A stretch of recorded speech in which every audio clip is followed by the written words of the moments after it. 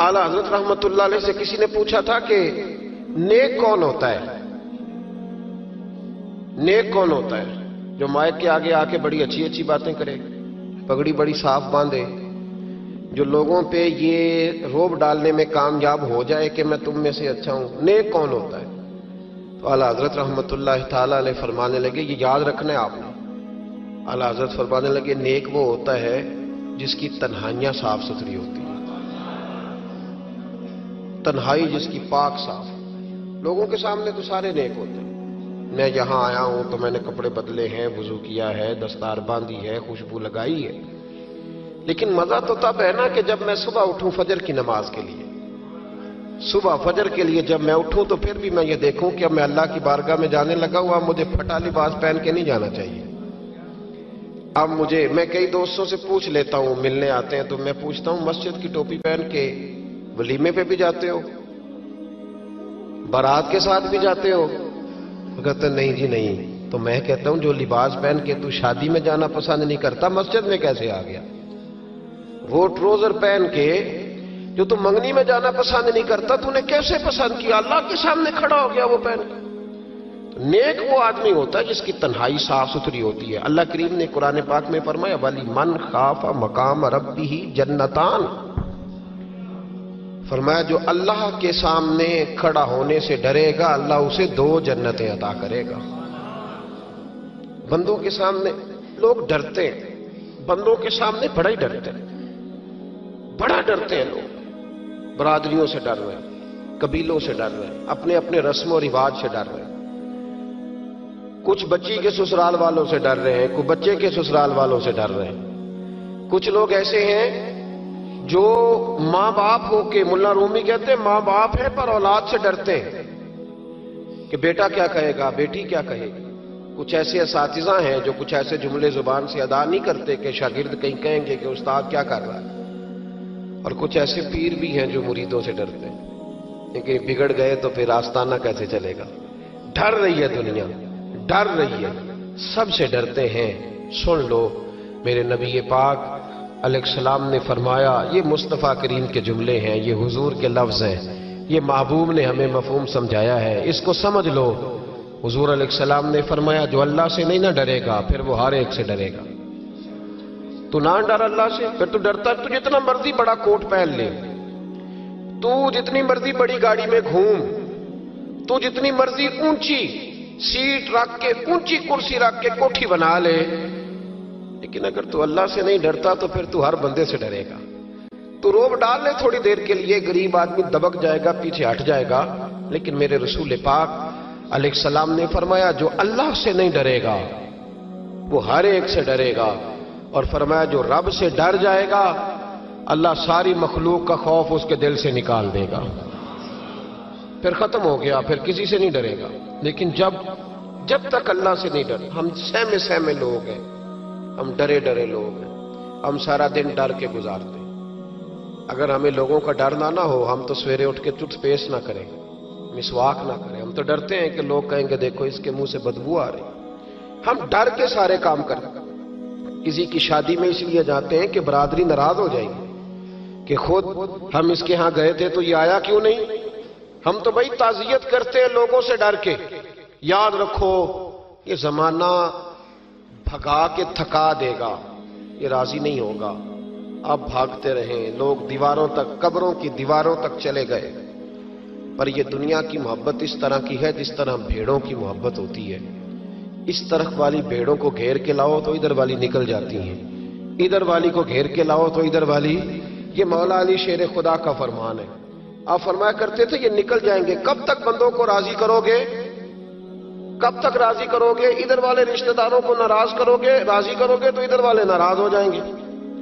इधर वाले दोस्तों को राजी करोगे तो पीछे वाले बिगड़ जाएंगे। तो हुजूर फिर क्या करें? आप फरमाने लगे, एक रब को राजी करो। इन्नल्लज़ीना आमनू व अमिलुस्सालिहात सयजअलु लहुमुर रहमान वुद्दा। फरमाया अगर रब रहमान तुमसे राजी हो गया तो लोगों के दिलों में तुम्हारी मोहब्बत पैदा फरमा दे। फिर लोगों के दिलों में तुम्हारी मोहब्बत, अल्लाह का खौफ पैदा करें, डरा करें अल्लाह ताला से। ये जहन बनाएं कि मेरा मालिक मुझे देख रहा है। حضرت جنید بغدادی رحمت اللہ تعالی علیہ فرماتے ہیں جب میں اپنے ماموں سے مرید ہوا نا حضرت سری سختی سے، تو میں نے ان سے وظیفہ پوچھا۔ لوگ کہتے ہیں کہ کامل پیر نہیں ملتا، تو میں کہا کرتا ہوں کہ مرید ہی کوئی نہیں ملتا، کوئی مرید نہیں، سارے تویزوں والے ملتے ہیں۔ کہتے ہیں حضرت صاحب آپ مہربانی کریں ایسی پھونک ماریں کہ سویرے اٹھوں تو میرے پلنگ کے نیچے 2 توڑے نوٹوں کے پڑے ہوئے ہوں۔ تو یہ حضرت صاحب کو یہ والی پھونک آتی ہوتی تو وہ اپنے پلنگ پہ نہ مار لیتے، تیرے پلنگ پہ ہی مارنا تھی ان کو یہ پھونک۔ کہتے کوئی ایسا کام چلے کہ وہ پیسہ ہی پیسہ ہو جائے۔ تو میں نے کہا یہ جو تجھ سے 1000 روپیہ لے رہا ہے 2000 لے رہا ہے، اگر یہ پھونک ہوتی تو یہ پہلے اپنی پٹاڑی پہ مارتا۔ بھائی طریقت اور تصوف کس چیز کا نام رکھا ہے؟ پہلی بات تو یہ ہے کہ مرید کا وہ تصور ہی نہیں کہ میں نے معرفت الہی حاصل کرنی ہے، میں نے اللہ کی بارگاہ تک جانا ہے۔ رویہ بالکل دوسرا ہے۔ جب میرا رویہ یہ ہے تو پھر سامنے والے کا بھی تو وہی ہوگا نا۔ اس لیے کہ جیسی میری نیت ہوتی ہے لوگ بھی مجھے ویسے ہی ملا کرتے ہیں۔ حضرت جنید بغدادی کہتے ہیں جب میں اپنے مرشد گرامی حضرت سری سختی رحمت اللہ علیہ کی بارگاہ میں گیا، مرید ہوا، تو میں نے وظیفہ پوچھا، تو حضرت نے مجھے وظیفہ بتایا۔ وظیفہ، توجہ ہے میری بات پر؟ وظیفہ بتایا۔ میں نے کہا حضور کیا وظیفہ ہے؟ کہنے لگے تو نے اس بات کا تصور جمانا ہے، ہونٹوں سے رٹا نہیں لگانا، تو نے تصور جمانا ہے۔ کیا؟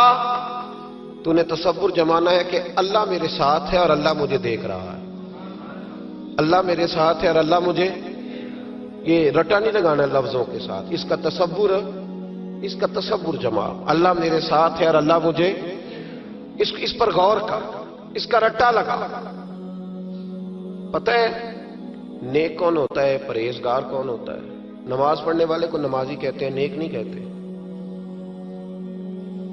حج کرنے والے کو شریعت نے اسے حاجی کہا ہے، پرہیزگار نہیں کہا۔ زکوٰۃ دینے والا، صدقہ دینے والا سخی ہے، پرہیزگار کس کو کہتے ہیں؟ متقی کس کو کہتے ہیں؟ جو گناہ سے بچتا ہے، جو اللہ سے ڈرتا ہے، جو محتاط زندگی گزارتا ہے، جو بے تکے جملے نہیں بولتا، جو بے تکی سوچے نہیں سوچتا، جو فضول سوالات نہیں کرتا، جو مبہم زندگی نہیں گزارتا، جو اپنے وقت کو ضائع نہیں کرتا، جو کبھی بھی اس رستے پہ نہیں پڑتا جس رستے پہ اسے کوئی کام نہ ہو، جو بڑھ کے آگے اپنا آپ دکھاتا نہیں، جو ہر روز بھاگ کے اس طرف نہیں ہوتا کہ کوئی مجھے بھی جاننے لگ جائے، کوئی مجھے بھی سمجھنے لگ جائے، وہ متقی نہیں۔ متقی تو وہ ہے جو گناہ سے بچے، اللہ سے ڈرے۔ حضرت عبداللہ بن عمر رضی اللہ تعالیٰ عنہ فرماتے ہیں کہ میں مدینہ منورہ سے نکلا ایک سفر کے لیے، میں نے کچھ کھجوریں، کچھ سرکہ، کچھ خشک چیزیں ساتھ رکھ لیں کیونکہ سفر لمبا تھا۔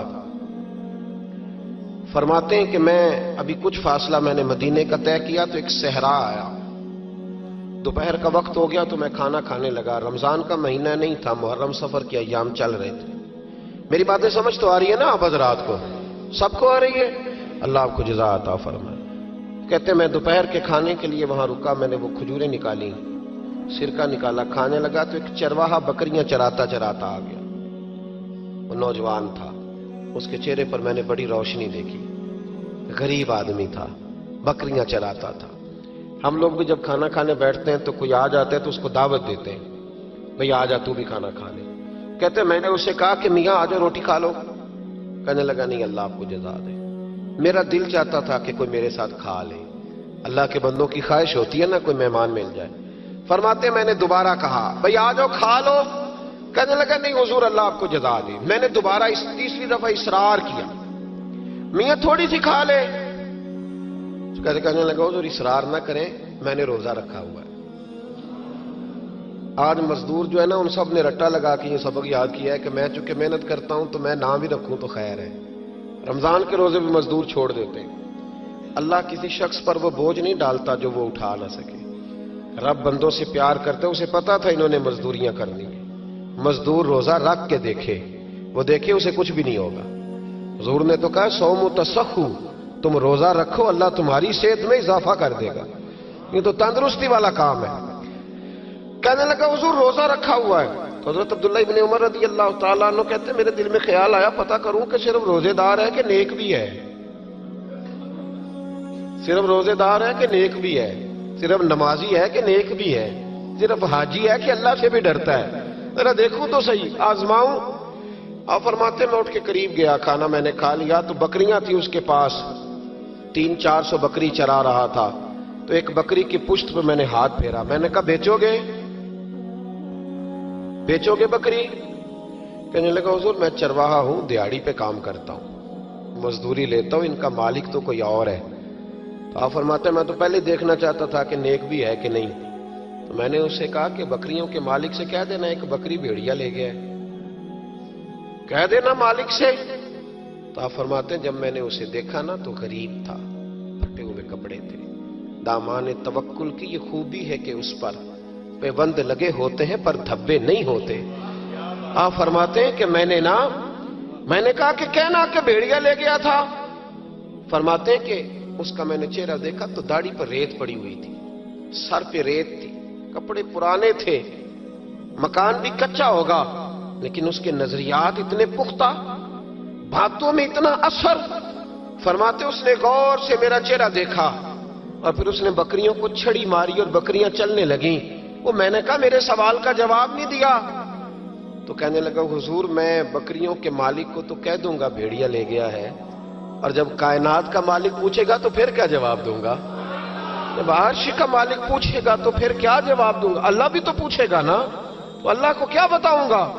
حضرت عبداللہ ابن عمر رضی اللہ، ایک تقریر ہوتی ہے، میں لچے دار خطاب کروں گا، میں بڑا زبردست اثر ڈالوں گا، آپ او بھائی زیادہ انقلاب تو ہو عشق والیاں دے رہندا، عشق والیاں دے رہندا، سدا یار سامنے عشق والیاں دے رہندا، سدا یار سامنے عشق والیاں دے رہندا، سدا یار سامنے سجدے